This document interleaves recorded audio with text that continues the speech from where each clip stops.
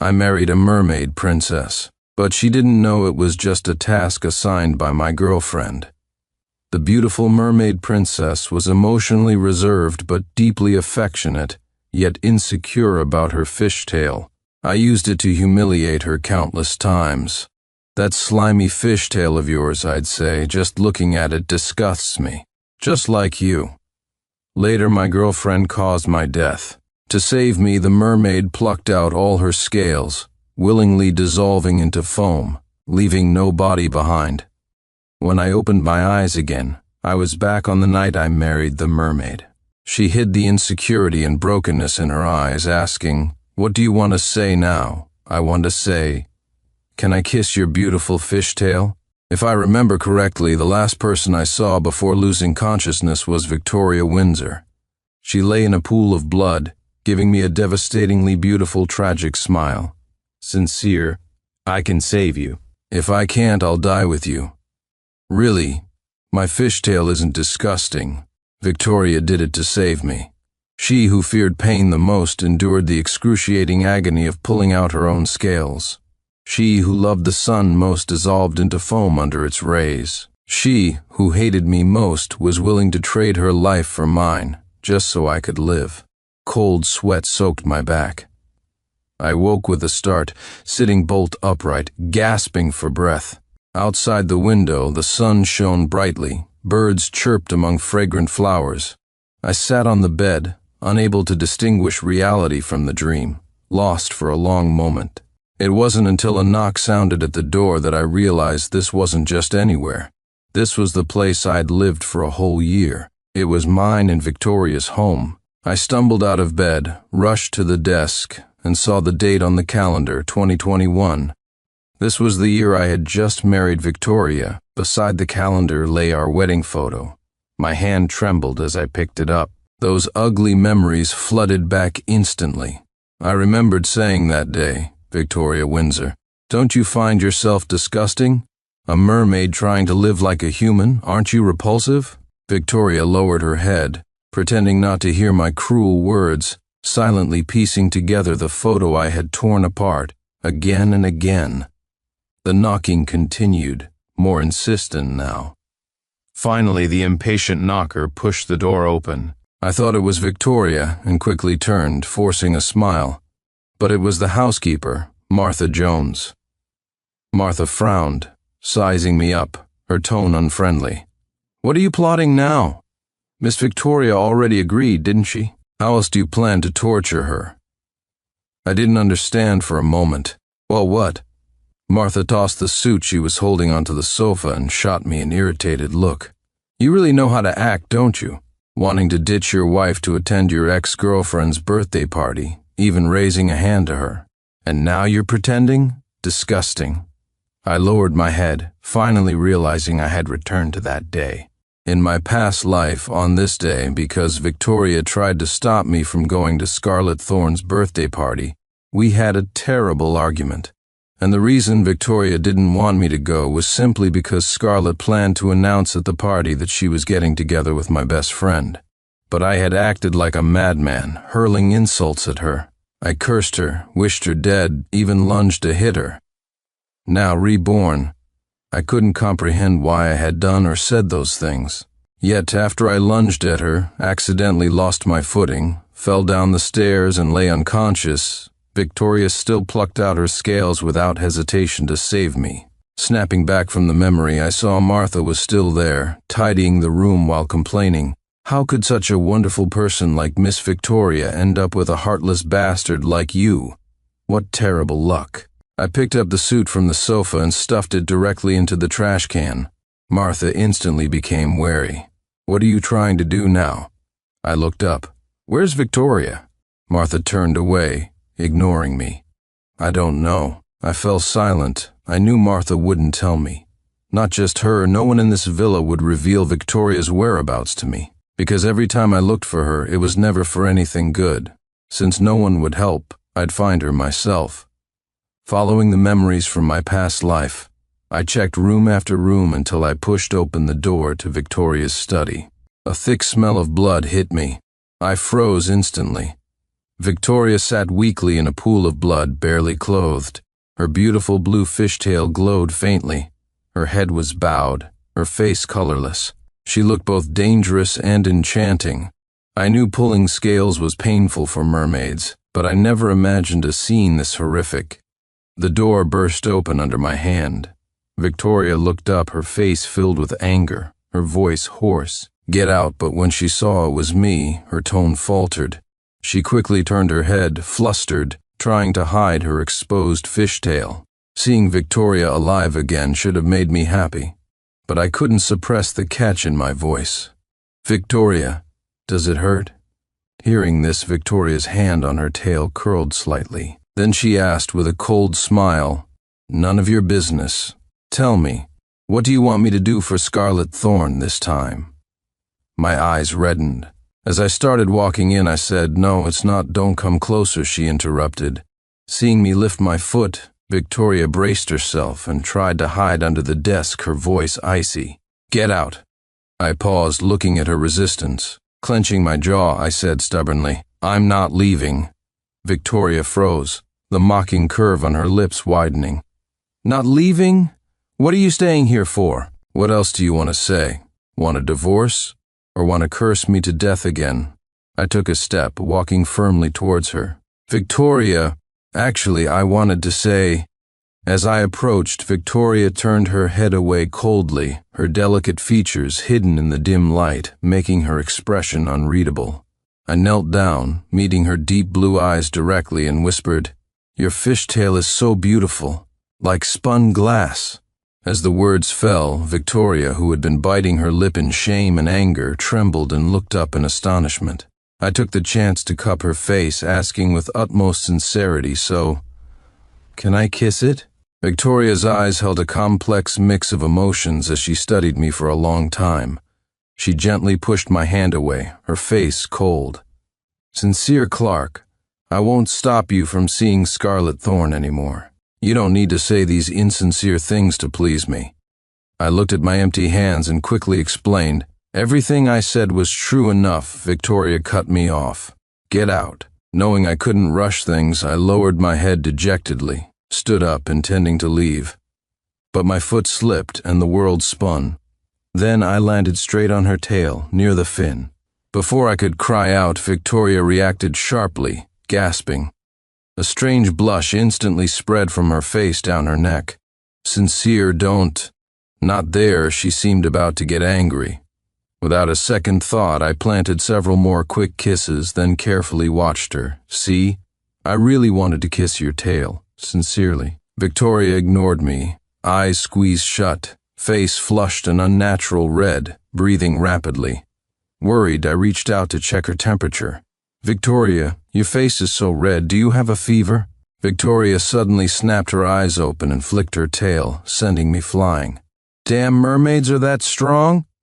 Before I could figure out what happened, the study door slammed shut in my face. It was midday, and everything was quiet, except for the two little birds chattering on the windowsill behind me. "Caw, caw." He kissed her, he kissed her, he kissed the tail, caw, caw. He doesn't know the female mermaid's tail, cavity, is equivalent to a second. I rolled my eyes. I knew these two. One was Bibi, the other Lala. Curious, I asked, equivalent to a second what? The two birds looked at each other and let out gloating caws. One flapped its wings excitedly. "It says, caw caw equivalent to a woman's." Before it could finish, the door behind me banged open again. Victoria had transformed back into human form, wearing a clean white silk blouse and a long black skirt. A pair of gold-rimmed glasses perched on her nose, making her look cool and aloof, erasing any trace of her earlier disheveled state. She walked over gracefully, not even glancing at me. Her long, slender fingers pinched the heads of the two little birds and tossed them out the window. Soon, pitiful wails erupted from outside. Worried, I took a couple of steps forward. "Victoria, are you okay?" Victoria stood with her back to me, her voice cool. "Sincere Clark, I remind you, if you go now, you can still catch a meal with Scarlet Thorn." Looking at her indifferent back, I clenched my teeth, stepped forward, and hugged her from behind. Why would I eat with someone else? I only want to eat with you. After a thought, I added, honey. Hearing the word honey, Victoria struggled and pulled away, keeping her distance. Sincere Clark. Yes? I replied. She suppressed the turbulent emotions in her eyes and gave a bitter smile. The last time you called me that, it was to pluck my scales for scarlet thorn. So, what is it this time? My heart? A sharp pain pierced my chest. I stepped forward, grabbed her hand, and refused to let go. Of course not, aren't we husband and wife? It's perfectly normal for me to call you that. Victoria still didn't believe me, her suspicious gaze sweeping over me. Finally, she glanced at the clock. If you don't go now, you really won't see Scarlet Thorn. I was speechless. Why keep bringing up Scarlet Thorn? Maybe she was the one who liked Scarlet. I lowered my head, wrapped an arm around her waist, and said pitifully, I didn't want to see her anyway. I only want to see you. Honey, I'm so hungry. I haven't eaten all day. Victoria's lashes fluttered down, a flicker of pity crossing her calm eyes like a still pond disturbed. Looks like the pity ploy worked. I continued watching her. That tail flick earlier must have had 10 years of force behind it. Almost knocked me apart. Hearing this, she remained silent for a long time, finally sighing as if resigned. Let me see. She carefully checked my body back and forth. I nodded vigorously, then looked at Victoria intently. They say mermaids from the deep sea are incredibly beautiful and skilled at bewitching hearts. My gaze followed Victoria's long, slightly curled lashes down past her fair, delicate cheek, finally resting on her soft, rosy lips. I couldn't help swallowing. Oh God, what a beautiful little mermaid. What kissable lips. Thinking this, I acted on it. I grasped her shoulders. Victoria's eyelashes trembled. She lifted her eyes slightly, a subtle allure in them, as she stared fixedly at me. Should I kiss her? I thought. Should I? Just one kiss. Overcome with emotion, I leaned towards her lips. Just as I was about to kiss her, my phone rang, shattering the intimate atmosphere. A flicker of disappointment crossed Victoria's face. She looked away, pretending nothing happened. Annoyed, I pulled out my phone and answered without looking. You better be telling me the sky is falling. Before I finished, Scarlet Thorn's complaining voice came through. Sincere? Did Victoria agree? Why aren't you talking? Didn't she agree? Sincere, it's all just a means to an end. I know you think her tale is disgusting, but once this is over, we can be together forever. My heart tightened. I quickly looked up at Victoria. She was staring right back at me, a terrifying darkness in her eyes. Seeing me look, she gave 2 sarcastic laughs, pulled her hand away from mine, stood up and walked away quickly. I hung up the phone and ran a few steps to catch up. Victoria, it's not what you heard. Don't listen to that jerk talking nonsense. Enough. Sincere Clark. Victoria stopped, not looking at me, her voice cold, but her back trembled slightly. Go find her. I told you I won't stop you anymore. Clenching my teeth, I rushed forward and hugged her. Her back stiffened, and she tried to pull away.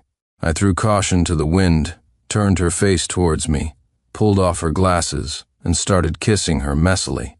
She struggled but couldn't break free, her hands resting on my waist as I smeared saliva all over her face. After a while, I opened my eyes and looked at Victoria. Her eyes were red and watery, her clothes disheveled. She looked utterly ravaged by me. Feeling guilty, I averted my gaze, not daring to speak. Victoria glanced at me, lowered her eyelids, and asked in a low voice, Now that you've finished kissing me, you should go find her, right? Of course not. I whipped my head around, wanting to swear to the heavens. I was blind and foolish to fall for Scarlet Thorn before. Victoria, I vowed, from now on, I only have eyes for you. Let's live well together. Trust me, okay?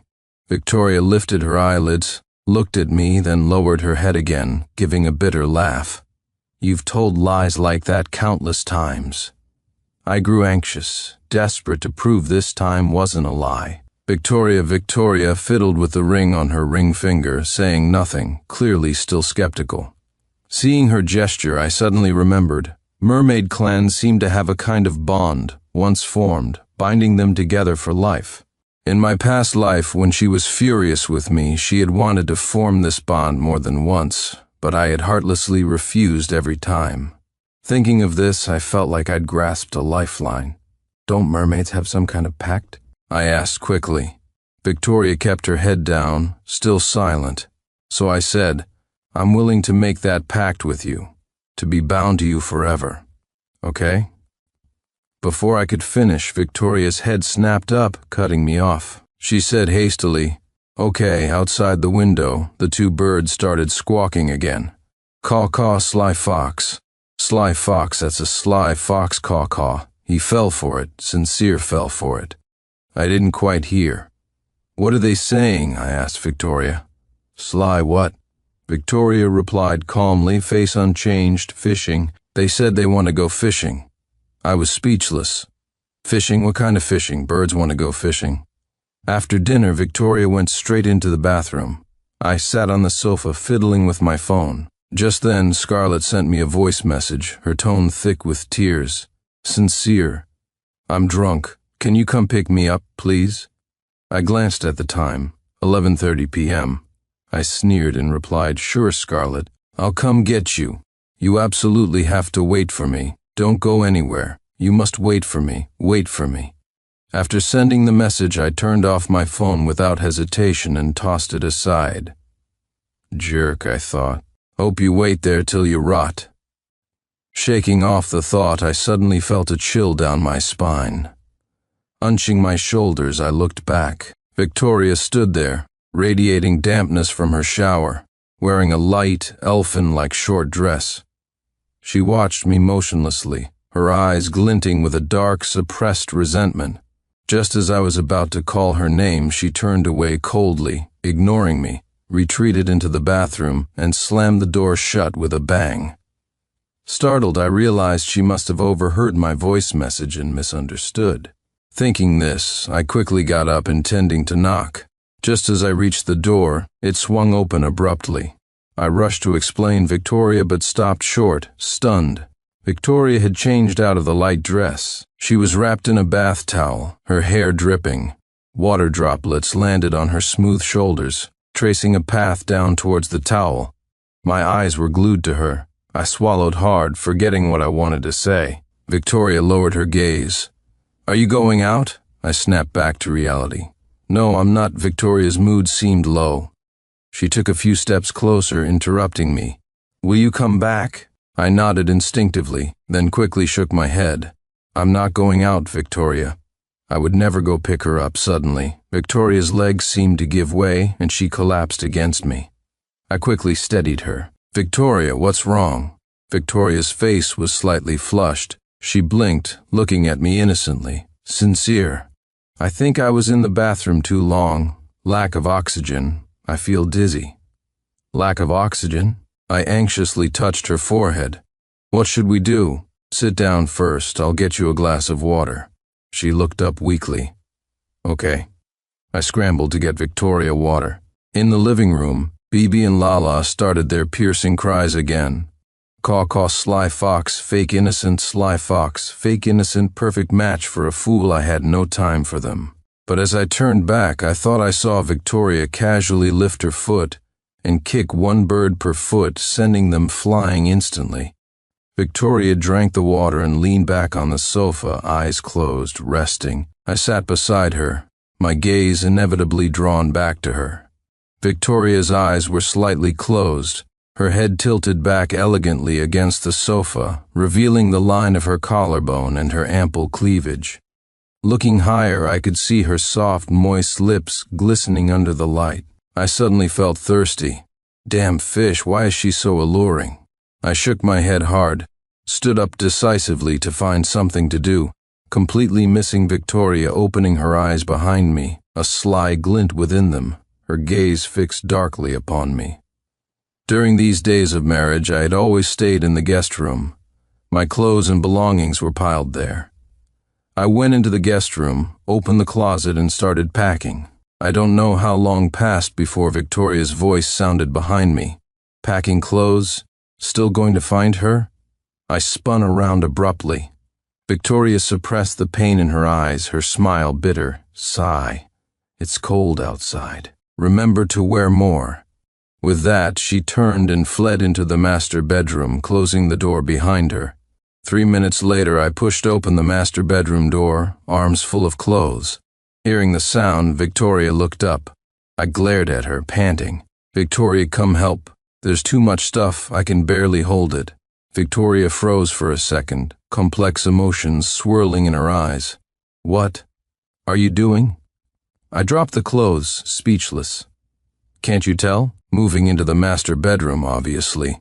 As the words fell, Victoria's eyes shot up, looking at me in disbelief. I pushed all the black clothes in the closet to one side and hung up all of mine. Victoria hadn't said a word since I started, just followed me closely. It was quiet all around. Suddenly, Victoria spoke, sincere. Look. What's this?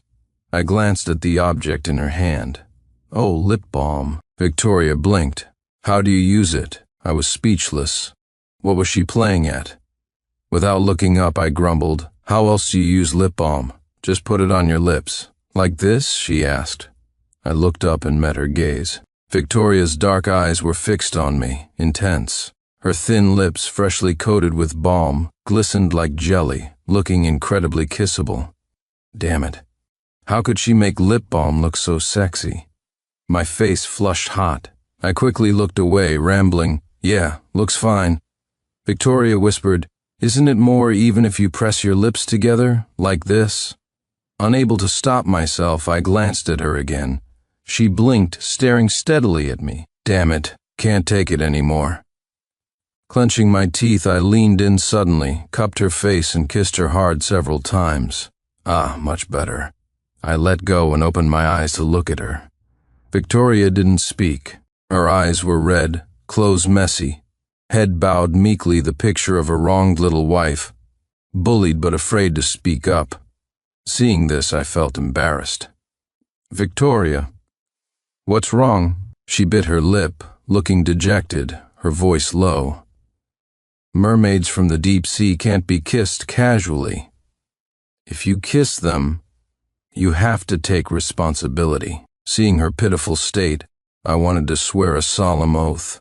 Responsible, responsible. I'll definitely be responsible. We'll have a nest full of kids who call you Mom. The moment the words left my mouth, both of us froze. I was truly bewitched by her, saying whatever came to mind. Victoria's head snapped up, the earlier wronged look gone, replaced by eyes full of possessiveness. I cleared my throat awkwardly, looked up, and met her gaze seriously. Victoria, I was blind and foolish before, and I did many things to hurt you. But that won't happen again. Victoria, I will love you properly. Trust me. Okay? Okay, she said. The next second, she suddenly leaned in, stood on tiptoe, and sealed my lips with hers. This little fool wasn't bad at kissing. Lost in the moment, I murmured against her lips. Open your mouth. A night of sweet dreams. Early the next morning, I was woken by noise downstairs. I got up irritably, only to find Victoria, who had been sleeping beside me, long gone. Fragments of last night flashed through my mind. I vaguely remembered clinging to her desperately, ignoring her struggles, refusing to let go. I slept quite well, but she seemed a bit dehydrated, getting up several times to shower. I rubbed my head, put on slippers, and went downstairs, only to find the commotion was caused by none other than Scarlet Thorne. The moment Scarlet saw me, she rolled her eyes several times, her tone full of complaint. Sincere Clark, what took you so long? Do you know how long I've been waiting here? What's wrong with you? Why didn't you come out to greet me? Letting these snobbish maids stop me, I was busy fiddling with the ring on my ring finger, having no time for her. When did I put this ring on? I wondered. Last night? Scarlet took a deep breath, her tone dripping with condescension and disdain, though her face wore a bright smile. Sincere Clark, I thought about it. You shouldn't stay with Victoria Windsor anymore. I've decided to be with you. You must be ecstatic, right? I looked up at Scarlet and got straight to the point. Ecstatic my ass. Scarlett raised an eyebrow smugly. Of course, I know you're ecstatic, my M.O. Wait. What did you say?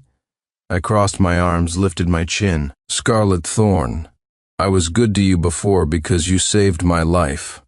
But as of today, that debt is repaid. So, we're even. Now get lost. Just looking at you annoys me. Hearing the words saved my life, a flicker of guilt crossed Scarlett's eyes. Then her voice suddenly rose. Sincere Clark, 2 years ago. If it weren't for me, you would have drowned in the sea. You owe me your life. My parents both said so. I am your savior. You have to repay the kindness. During the years I was taken in by the Thorns, the family constantly drilled into me the idea that I owed them. And because Scarlett had supposedly saved me back then, I had been completely obedient to her. But this time was different. She had killed me once. We were square. I frowned at her, about to speak, when I felt the temperature around me drop instantly. I turned my head. Sure enough, my peripheral vision caught Victoria standing on the second floor, her eyes dark, watching Scarlett and me. Scarlett was still talking. Sincere Clark, stop pretending I know you detest Victoria Windsor and are dying to leave with me. I pretended not to see Victoria and looked at Scarlett, deliberately raising my voice. What? How did you know I'm head over heels in love with my wife? Scarlett Lang paused. What are you talking about? I clutched my chest. You're right, I can't live without her. I wish I could tie myself to her. I love her so much if I don't see her for a second, my heart stops beating. Scarlett frowned. I never said that I cut her off, waving my hand dismissively and continuing. But what can I do? My wife is sweet, beautiful, cute, has a great figure, a gentle personality. Her virtues are countless. The moment she stands there, I can't see anyone else. My eyes are only for her. The temperature around gradually warmed up. Footsteps sounded behind me. Victoria walked over, followed by her best friend, Olivia Davies. Olivia stared at me, utterly shocked. I turned, feigning surprise and covering my mouth. Honey, when did you get here? I just noticed. I paused, then rushed over to hug her, putting on an awkward act. Oh my God. Then you must have heard all those incredibly true, heartfelt words I just said. Victoria reached up and squeezed my elbow, her thin lips parting slightly, her voice low. Yes, I heard everything. Beside us, Olivia rubbed her arms, rolling her eyes nonstop. Bro, that was so fake. What kind of idiot would enjoy hearing that? Go fool a 3-year-old. I glared at her, about to retort, but Victoria snuggled against me, her voice sweet and coquettish. I loved hearing it. It was wonderful. Say more, okay? Olivia was speechless. I grinned, nodding vigorously. Scarlett, silent for a long time, forced an ugly smile. Sincere, I'll leave first.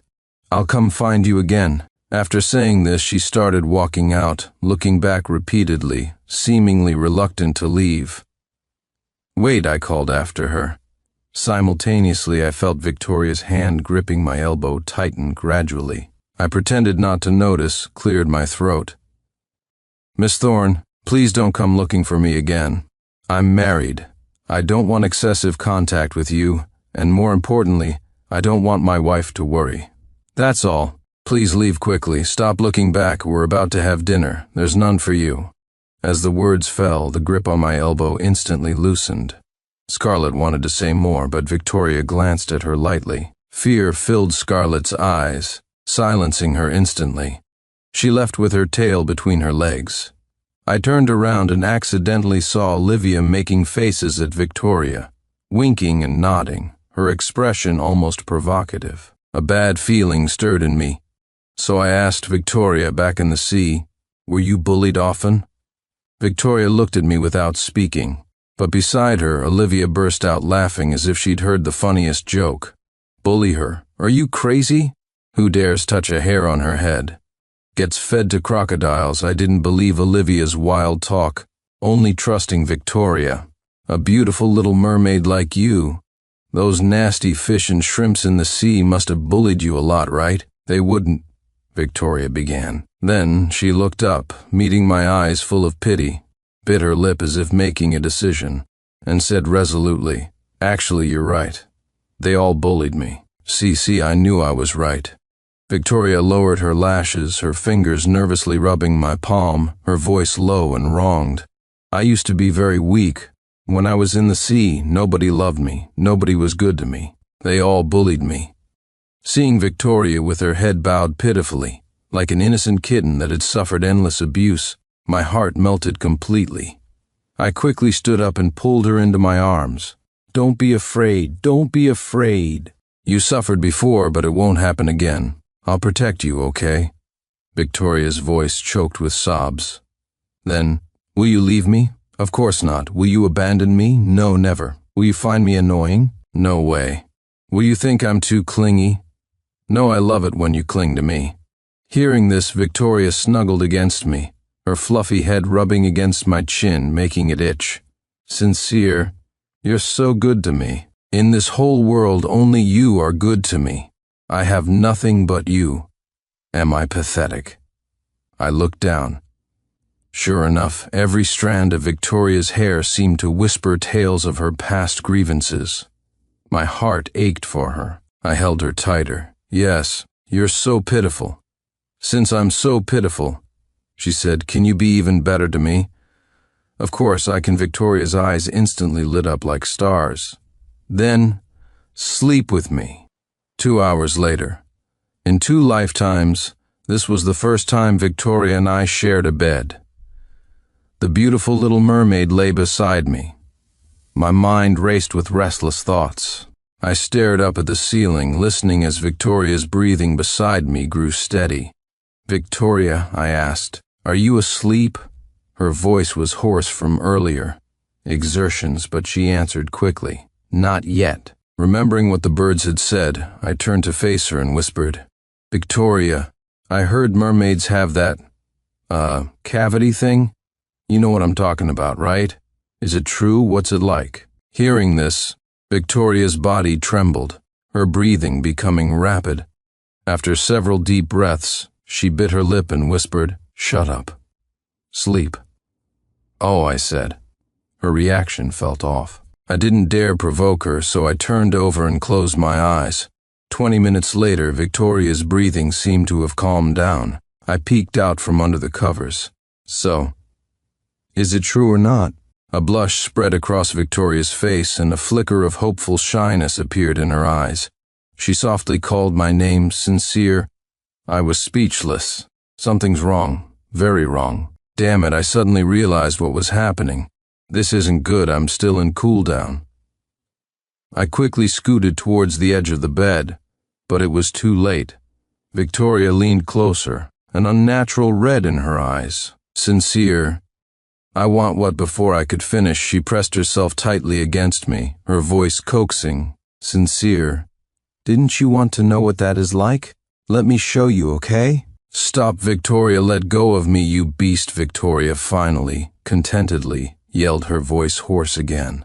I vaguely remember the sky was already brightening when I finally fell asleep.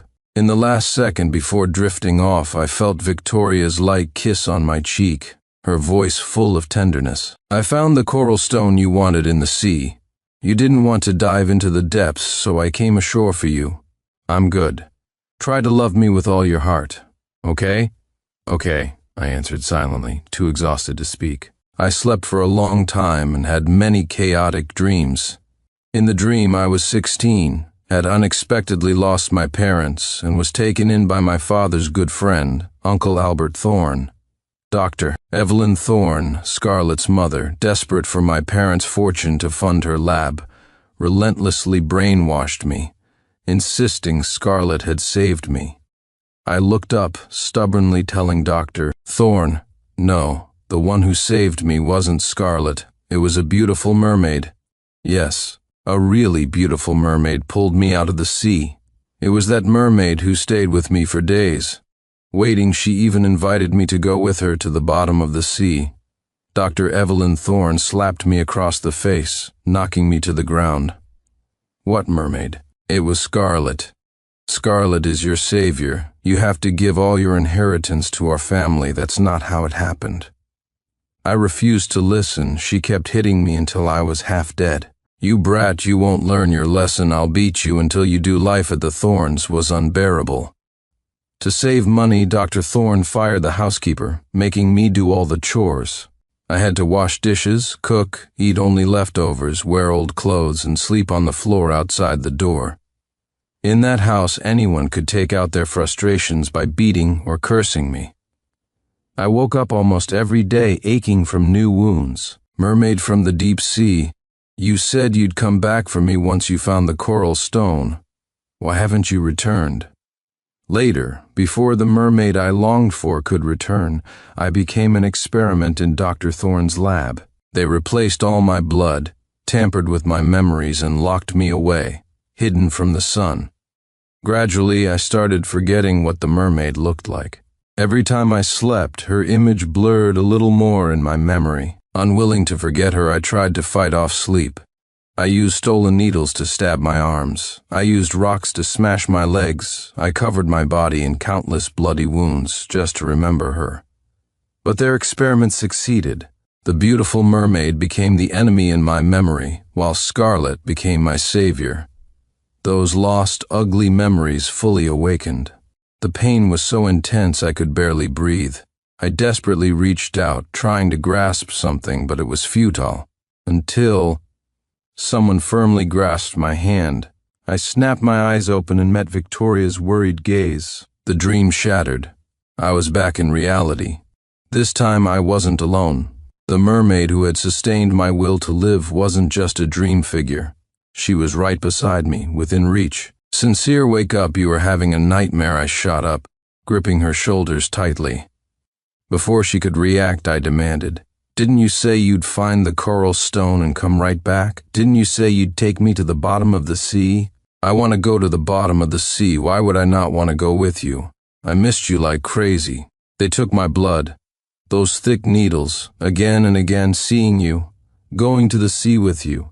That was the only reason. I kept living, Victoria. I'm sorry. For all the things I did to hurt you. I'm sorry. All these years. I really missed you. I didn't care if Victoria understood. I just needed to tell her everything." Victoria listened intently, her eyes reddening, tears falling. Her body trembled constantly, her arms wrapped tightly around me, almost merging us into one. A long time passed.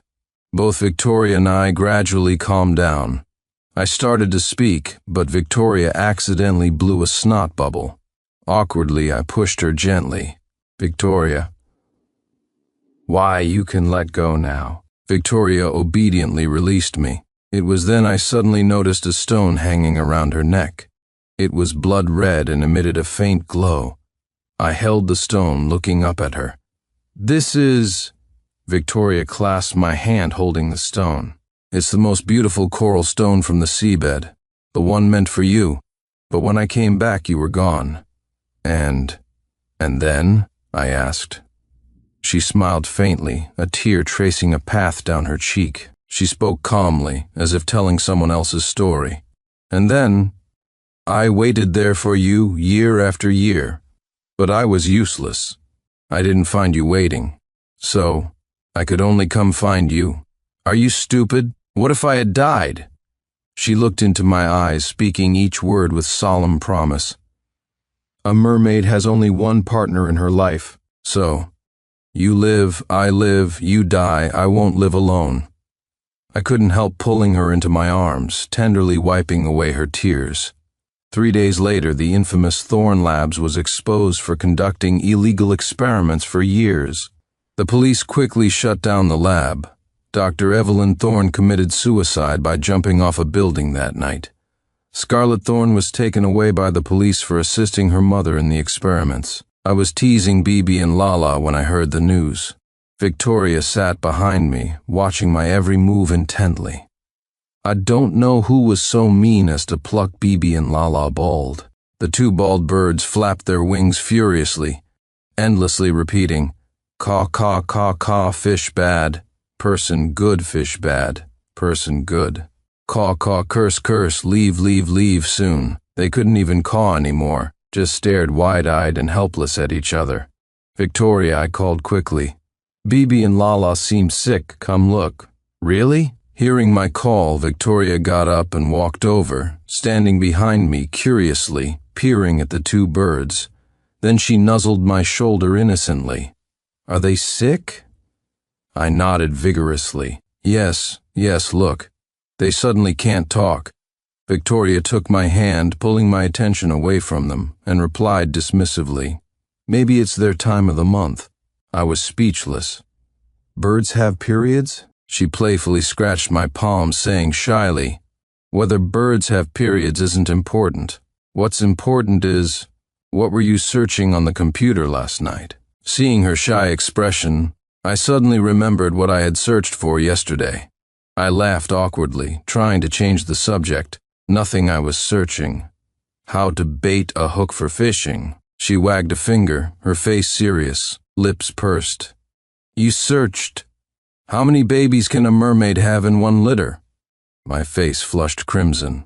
I instinctively clapped a hand over her mouth, saying flusteredly, Victoria stopped talking. She playfully pecked my palm, looking up at me, her eyes seeming to hold an alluring hook.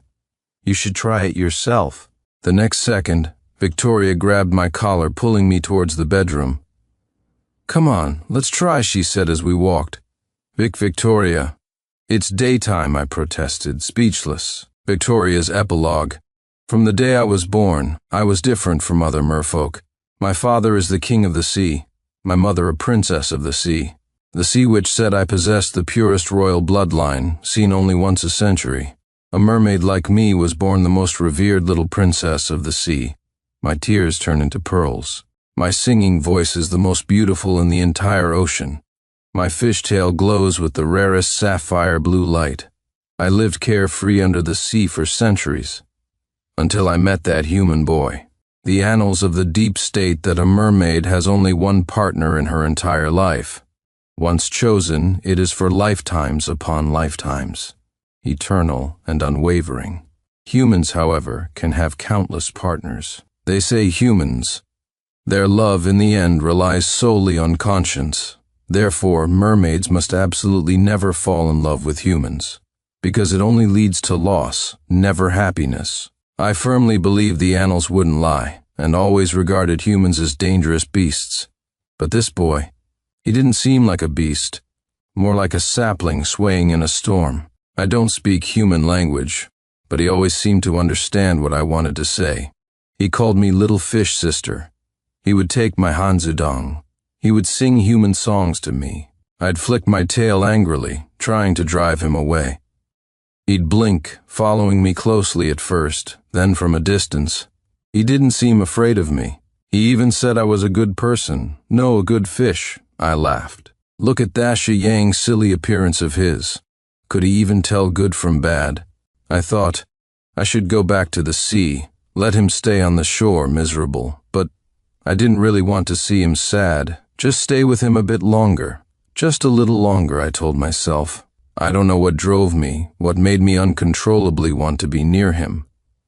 But the days with him, every single one was happy.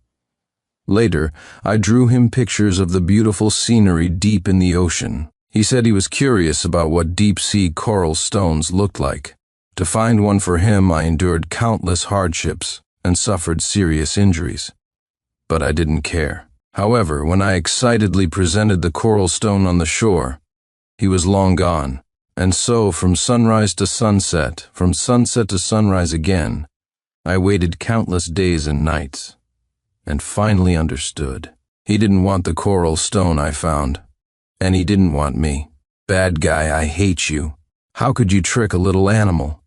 I don't remember how long I waited, maybe 3 years, maybe 6, but I couldn't wait for him any longer. So, I decided to go find him. I knew the sea witch had a potion that could turn me human. The witch's aged face flickered in the dim light, her voice filled with infinite sorrow. From ancient times to now, she said, no mermaid who loves a human finds a happy ending. In the sea, you are a noble princess, but on land you will lose everything. If he doesn't love you, you might even lose your life. Even so, you still want to go find him? It dawned on me then. So this was love.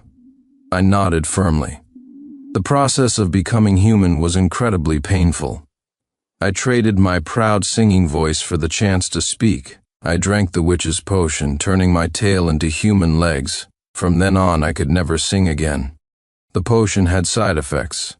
Though I had human legs, every step felt like walking on blades in excruciating pain. It doesn't matter. It hurt so much. But thinking I would see him soon, it didn't seem to hurt quite as badly. I am the most resilient little fish in the sea. That's what they all say. I fear nothing except him not loving me. Love me, please. I never said those words directly to him, because I was afraid to see the disgust in his eyes. That feeling hurt more than the witch's potion. He not only forgot me, but he also hated me deeply. But if he had ever truly looked at me, he would know.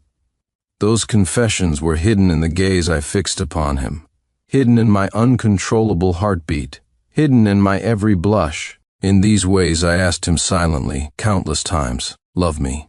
Please, just try. Give me a little bit of love. Please, love me. Perhaps heaven heard my prayers. Suddenly, one day, the look in his eyes was no longer disgust and revulsion, but guilt and pity. Darkly, I thought, guilt can bind him. Pity can count as love. If so, can I use these to lock him down for a lifetime? I admit, I was base, I was dark, I was unscrupulous. I started packaging myself as even more pitiful just to gain his sympathy. Sincere, can you finally see me properly this time? I love you so much I'm going crazy. I willingly give my life to you. I just want to be by your side forever, regardless of life or death.